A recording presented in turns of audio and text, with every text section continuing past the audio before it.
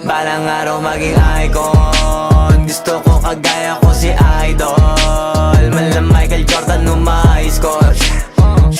Kilalang magaling pagdating sa ring. Balang araw maging icon. Gusto ko kagaya ko si Idol. Kaya yung tiyaga ko tina-times 4. Rat-rat lagi parang rifle. Wag na wag ka kakagat sa fake. Iwas ka sa foul. Wag kang makampante, ingat sa galaw. Wag puro atake, aralin dumipensa. Minsan din depende yan kung paano ka pumwersa. Minsan kailangan pabay ng pasensya. Isa yan sa mga pangunahing diferensya. Pag natambakan ka na doon ka mag-apit. Pero pag nakalaman ka na nakakampante, sana kuha mo yung punto.